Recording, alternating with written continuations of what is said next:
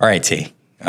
One of the things I like to do is ask people how they came up in the real estate world because I value those stories because in those stories is the stories of success.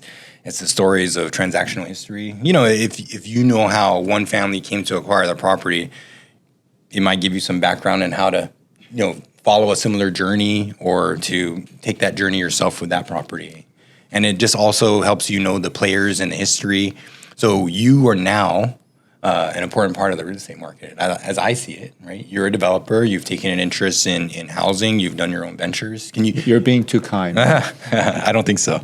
Yeah, because I've seen you in action. But can you tell our viewers kind of about your story? Yeah, sure. Grew up here in Guam. Went to engineering school out in the mainland. Decided to come back home. Why? So many reasons. My family's here, so that's one big reason. My girlfriend was here. So oh, okay. Yeah, we know that's why. another reason, right? It's fortunate because I married her. So yes, Kelly. Good catch. Good smart move, Tae. Good job. So, but at the same time, thinking back, I think what motivated me was the fact that, there seemed to be a lot of good opportunities here in Guam. Most people think that when the market is down, that's normally the best time to exit, right? Or when the market is up, that's the best time to purchase. What year is this? This was 2002. Okay. Yeah. So the real estate downturn happened during the Asian financial crisis, right? 1997 or so. And then we had our Korean Air crash, right? Market was down. It really was. Horrible. But that was the best time to buy. Mm-hmm. And that was my formative years here on Guam. So, missed out on all the opportunities. How old were you? I was, 18, 19? Yeah, best time to buy for a 19-year-old. Yeah. The exuberance of youth. Yep. Right on. So I kind of missed out on all of that opportunity. But there's some still some really good opportunities during that time. And then the announcement of the military buildup, kind of boosted the market. Mm-hmm. But I think more than anything, that missed opportunity taught me that I gotta be ready if I want to pounce on a property, right? And when I say ready, I mean ready financially, ready in terms of ensuring that I could take on a project without worrying about whether I could feed my family tomorrow, right? So it took a few years, but yeah, I was able to gather up enough savings to close on our first property. And I knew from the beginning I never wanted a single family home. I was perfectly fine with renting out during that time it was $600 for a one bedroom. Okay. Yeah.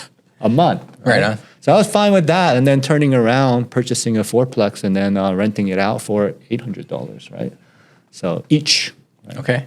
So those are kind of like the steps we took, to ensure that we're not only positive cash flow, but we could start building our wealth really over time. Yeah. Okay. So where was that threshold where you feel you really scaled? So there's a few. I think one of our purchases was when we decided to purchase that property across Donkey. Okay. Right. That property was interesting, as you know, it's pretty run down.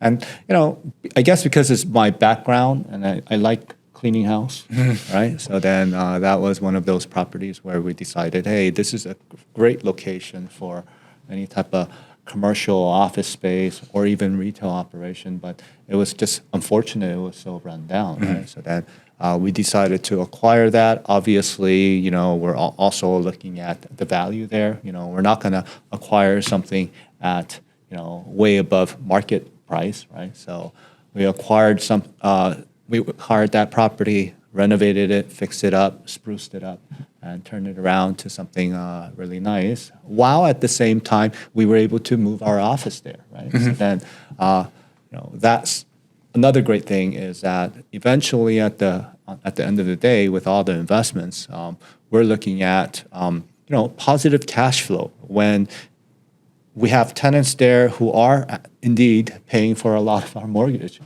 a large portion of our mortgage, and we're left with something at the end, and we have an office space that we could utilize without paying rent. Did you use Headco for that? Eventually, I didn't move forward with that because we were able to come up with a bigger down payment. Understood. So Headco allows for 90% financing if you're using 51% of the building for your own use. Correct. So that's out there. That gives you like a 20-year bridge, right? That's right. I think. So that's amazing commercial financing terms. Yeah.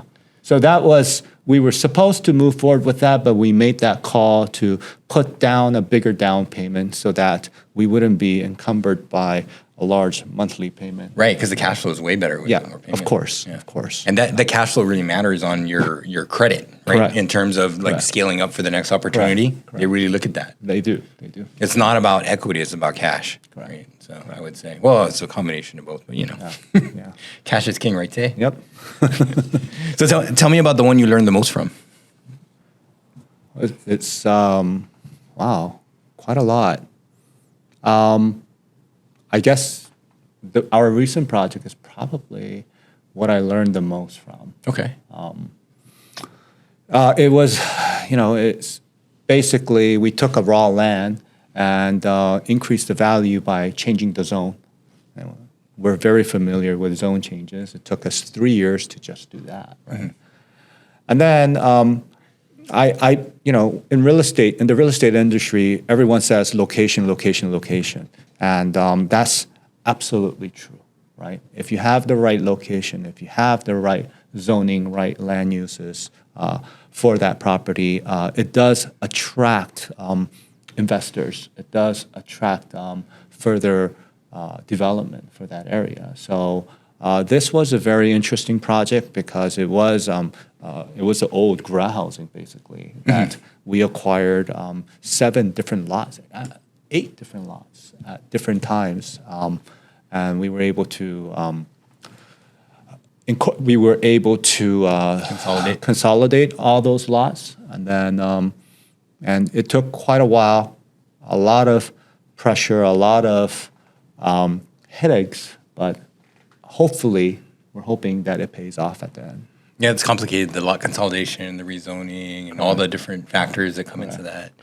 But one thing that's unique about you, I think, and that you haven't touched on is you looking at unique uses for property, like your screens, right?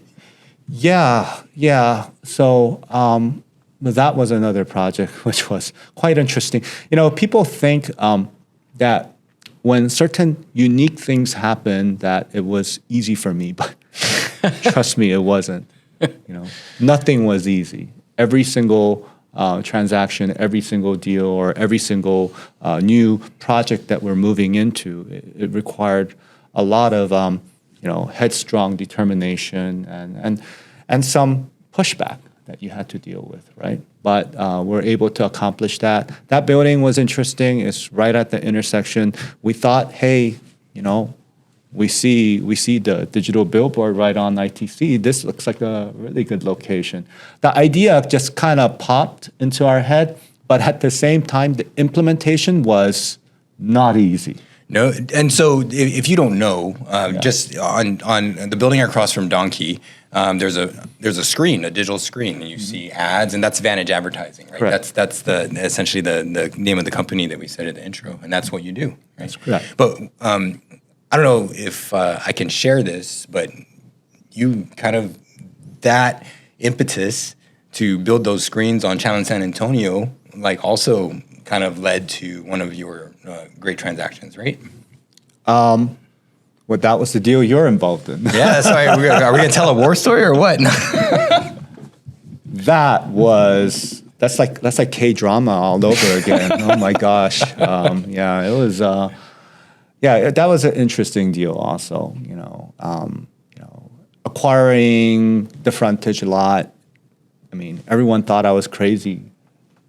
Considering how much I paid per square meter, right?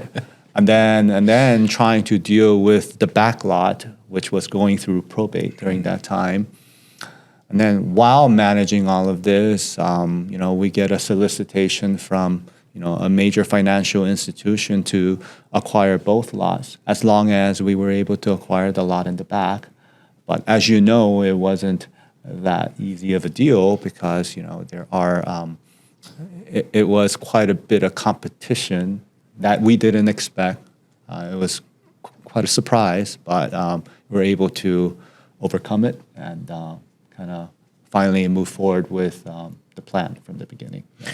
Right, and so that is an example of kind of those lessons that I've seen you carry forward, right? Like how do you eat an elephant, right? One bite at a time. Correct. And the idea was, man, there were so many pitfalls. You were going to just buy the one thing and then the other thing opened. So, okay, let's talk, right? Yeah. And then I don't know what we're going to do with this, but then now this thing is happening. It's like, oh, we want to buy this from you because now you have the biggest piece of frontage on Chow in San Antonio, right?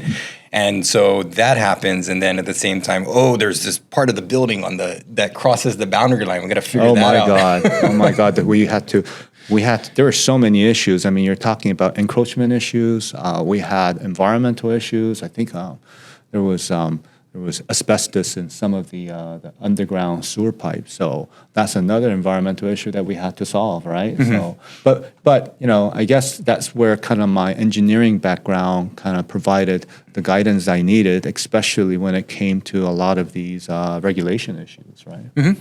And so that's kind of my narrative, right? It's like in telling these stories, I see how you leverage your unique skill, your civil background, your instincts, and propelled you into a space where you are now, right? And it's like the idea that you make your own luck, right? Luck is not.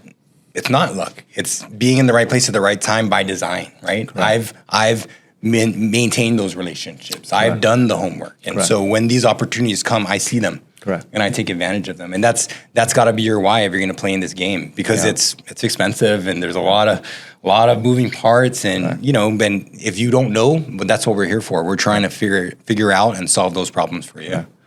So that missed opportunity in 2002, 2003 taught me that luck comes to you like every so many years, right? But if you can't grab a hold of it because you're not ready for it, then you're not lucky. And that's your fault. You can't take that luck and make yourself lucky out of it if you can't get a hold of it. Yeah, no talisman's going to help you. Yeah, you're the snake either. So. Yeah. All right, well, Tae, I really appreciate you joining us, and thank you for that story and letting us into your real estate journey. Yes. And I look forward to seeing you out there in the streets. Sure. Thank you. Thank you.